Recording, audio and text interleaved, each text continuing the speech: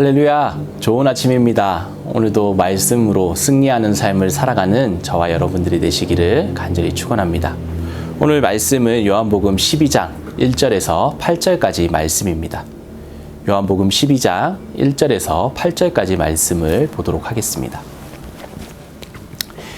6월절 엿새 전에 예수께서 베다니에 이르시니 이곳은 예수께서 죽은 자 가운데서 살리신 나사로가 있는 곳이라. 거기서 예수를 위하여 잔치할새 마르다는 일을 하고 나사로는 예수와 함께 앉은 자 중에 있더라. 마리아는 지극히 비싼 향유 곧 순전한 나드 한 근을 가져다가 예수의 발에 붓고 자기 머리털로 그의 발을 닦으니 향유 냄새가 집에 가득하더라. 제자 중 하나로서 예수를 잡아줄 가룟 유다가 말하되 이 향유를 어찌하여 300데나리온에 팔아 가난한 자들에게 주지 아니하였느냐 하니 이렇게 말함은 가난한 자들을 생각함이 아니요 그는 도둑이라 돈 괴를 막고 거기서 넣은 것을 훔쳐가미러라. 예수께서 이르시되 그를 가만두어 나의 장래할 날을 위하여 그것을 간직하게 하라. 가난한 자들은 항상 너희와 함께 있거니와 나는 항상 있지 아니하리라 하시니라.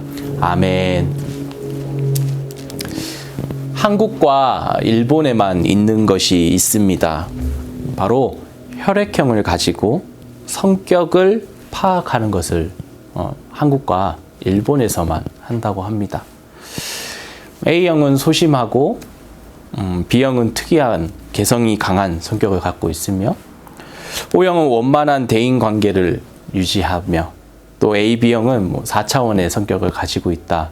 이런 성격 유형을 이야기를 합니다. 실제로는 동양의학에서도 사람의 체질을 4가지 체질로 나뉘고 또 그 사람의 성격을 통해서 병을 치료하는 방법을 사용하고 있습니다. 이것이 완벽하다, 아니다 라고 이야기할 수는 없지만 이러한 방법으로 사람들의 성격, 병을 치료하고 있습니다. 오늘 본문 말씀을 보면 다르지만 같은 섬김의 모습을 볼 수 있습니다. 오늘 본문 말씀 보면 6월절 엿새 앞둔 날이라고 소개하고 있습니다. 예수님께서 사역하시는 데 있어서 민감하게 반응을 보였던 유대의 지도자들의 시선을 피해서 제자들과 함께 에브라임 동네에 가셔서 휴식을 취하시기 위해 그곳에 가셨습니다. 예수님께서는 죽은 자 가운데서 살리셨던 나사로의 집에 방문하셨습니다. 예수님께서는 베다니 근처에 다니실 때마다 이 나사로의 집에 방문하셔서 거기서 편안하게 쉬시기도 하셨던 모습들을 우리가 말씀을 통해서 종종 볼 수 있습니다. 오늘 말씀에서도 예수님께서는 이 나사로의 집을 방문하셨습니다. 그리고 예수님께서는 나사로의 남매들을 지극히 사랑하셨습니다. 예수님께서 나사로의 집에 방문하시고 또 예수님께서 방문하셨으니 만찬이 시작되었습니다. 물론 밖에는 예수님을 잡기 위해서 사람들이 이곳 저곳을 다니면서 예수님을 찾아다녔지만 나사로의 집에서는 예수님과 함께 거기 모인 사람들 전체가 아름다운 식탁의 교제를 나누고 있었습니다. 이 아름다운 식탁 교제의 모습 가운데 이 세 남매는 서로 다른 모습으로 주님께 드려지고 있는 모습을 오늘 말씀을 통해서 볼 수 있습니다. 우리는 주님에게 어떠한 모습으로 드려지고 있습니까? 오늘 본문 말씀을 통해서 나사로의 남매들을 보면서 우리는 어떤 봉사자인지 또 어떤 섬김을 하고 있는지 우리의 삶을 한번 뒤돌아보시기 바랍니다.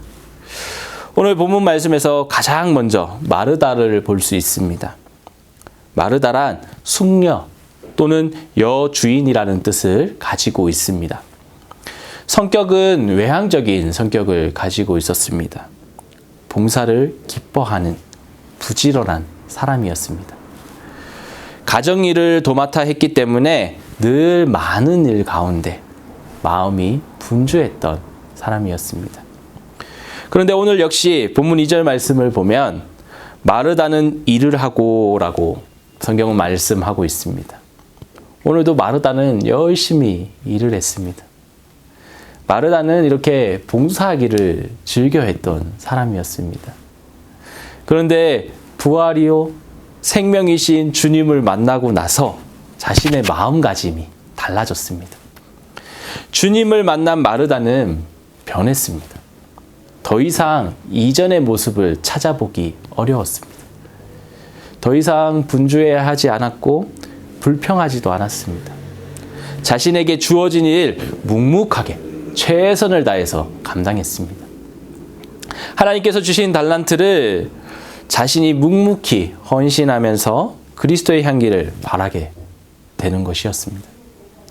두 번째, 지극히 비싼 향유, 순전한 나드 한 근을 가져다가 예수님께 부어드린 마리아의 모습을 볼 수 있습니다. 마리아는 주님 곁에 있었지만 말씀의 경청을 뛰어넘어 가장 귀한 것을 주님께 부어드림을 우리가 볼 수 있습니다. 물질의 가치나 사회적인 통념이 아닌 죽음의 권세를 이기시고 생명을 주실 그분 앞에 자신의 소중한 옥합을 깨뜨렸습니다. 그 결과 어떻습니까? 그 방에 향유 냄새가 가득했다라고 말씀은 기록하고 있습니다. 오늘 마리아가 주님을 섬기는 모습을 볼 때 사랑과 겸손의 모습을 볼 수 있습니다. 오늘 마리아는 향유 사건, 이 사건을 통해서 고난을 앞에 두신 예수님을 위로하는 결과가 되었고 예수님의 장례를 준비하는 일이 되었습니다. 오늘 마리아의 행동을 보면서 말씀을 듣는 자, 이 듣는 자로 끝나는 것이 아니라 자신의 옥합을 깨트림을 통해서 행동하는 신앙의 사람의 모습을 우리는 볼 수 있습니다. 순전한 헌신은 그 결과가 우리의 상상을 늘 초월하고 있음을 기억해야 합니다. 마지막으로 우리의 섬김의 모습 어떻습니까? 주님을 사랑하는 데 있어서 온전한 헌신자의 모습으로 우리의 삶이 드려지고 있습니까? 주님이 우리의 주인이 되심을 고백하길 바랍니다. 우리가 죄악 가운데 있었음을 우리가 늘 기억하면서 주님의 십자가 은혜를 통해서 우리가 다시 새로운 생명을 얻게 되었다라는 사실을 기억하시기 바랍니다. 오늘 마리아의 모습을 보면 가장 귀할 뿐 아니라 자신의 전부를 묵묵히 그렇게 드렸습니다. 생명에 존재하는 곳에 생명이 자라납니다. 자라나지 않는다면 그것은 병든 것입니다. 복음의 원리 또한 단순합니다. 주님을 만난 후에 마르다와 마리아처럼 서로의 다른 장점들을 섬김의 밑거름으로 그렇게 삼았습니다. 신앙적 행위와 삶의 결단이 성숙해 가서 온전한 헌신으로 복음의 향기를 꽃피우는 삶의 현장을 만들어 가시기 바랍니다. 오늘 하루도 우리에게 주신 서로 다른 모습들 우리가 인지하면서 예수 그리스도의 사랑을 입은 자로서 우리의 삶의 자리에서 최선의 방법으로 주님을 섬기는 자들이 되시기를 간절히 축원합니다. 우리 함께 기도하도록 하겠습니다. 하늘에 계신 우리 아버지여, 이름이 거룩히 여김을 받으시오며 나라의 임하옵시오며 뜻이 하늘에서 이룬 것 같이 땅에서도 이루어지이다.